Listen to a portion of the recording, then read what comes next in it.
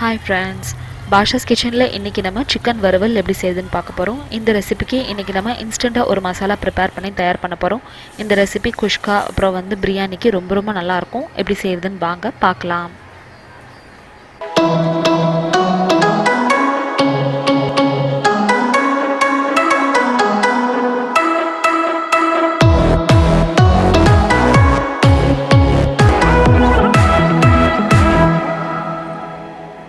இந்த சிக்கன் வறுவல் செய்யறதுக்கு நான் இங்கே ஒரு பாத்திரத்தில் 1/2 கிலோ அளவுக்கு சிக்கன் எடுத்திருக்கேன். க்ளீன் பண்ணி வாஷ் பண்ணிவிட்டு இதில் கொஞ்சமாக உப்பு அப்புறம் மஞ்சத்தூள் சேர்த்துக்கலாம். இது எல்லாத்தையும் நல்லா இந்த மாதிரி கலந்து விட்டுட்டு இது ஒரு 10லேருந்து 15 நிமிஷத்துக்கு அப்படியே எடுத்து வச்சுருங்க.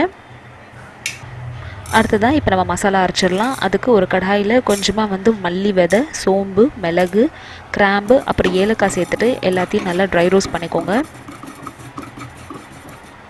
ஒரு 4லேருந்து 5 நிமிஷத்தில் இந்த மாதிரி ட்ரை ரோஸ்ட் ஆயிரும். ஒரு பிளெண்டரில் போட்டு ஒரு மசாலா அரைச்சி எடுத்து வச்சுக்கோங்க.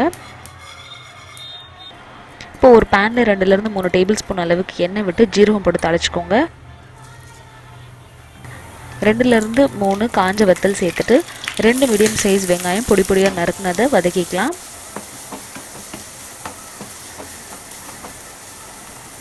வெங்காயம் வதங்கினதுக்கப்புறமா பொடி பொடியாக நறுக்குன இஞ்சி பூண்டு சேர்த்துட்டு அதையும் நல்லா வதக்கிக்கோங்க.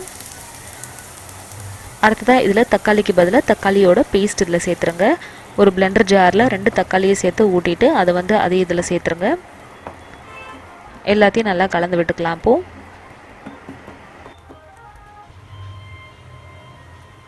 மசாலாவில் இதில் மஞ்சத்தூள், உப்பு அப்புறம் கொஞ்சம் குழம்புத்தூள், அப்படி இல்லைன்னா கரம் மசாலா தூள் சேர்த்துக்கோங்க.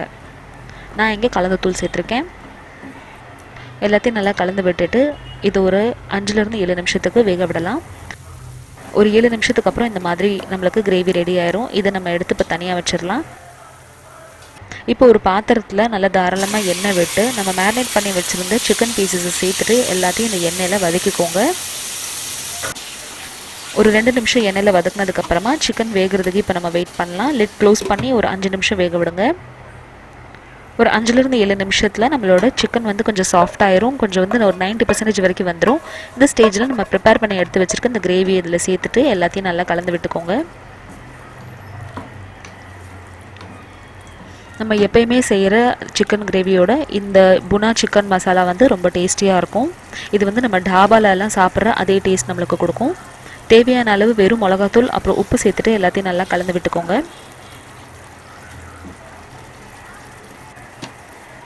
இதுக்கு மேலே இதில் நான் தண்ணி ஊற்றலை. சிக்கன் வேகும்போது நம்மளுக்கு தண்ணி விடும் அப்படின்றதுனால.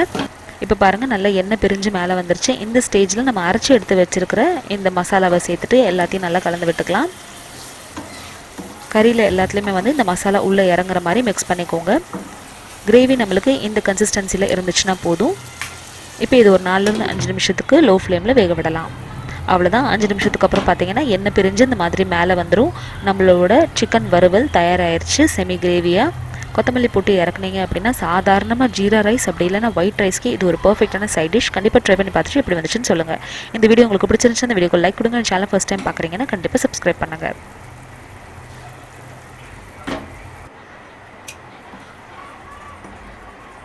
இப்போ இதை நம்ம டிஷ் அவுட் பண்ணிடலாம். இந்த ரெசிபிக்கு இன்றைக்கி நான் ஏற்கனவே சொன்ன மாதிரி உருளைக்கிழங்கு அப்புறம் மட்டர் போட்ட ஒரு குஷ்கா ரெசிபி ப்ரிப்பேர் பண்ணியிருக்கேன். அந்த வீடியோ உங்களுக்கு வேணும்னா கீழே டிஸ்கிரிப்ஷன் பாக்ஸில் லிங்க் பாருங்கள். இன்னொரு இன்ட்ரெஸ்டிங்கான வீடியோவில் அடுத்து உங்களை சந்திக்கிறேன். தேங்க்யூ ஸோ மச் ஃபார் வாட்சிங். பாய்.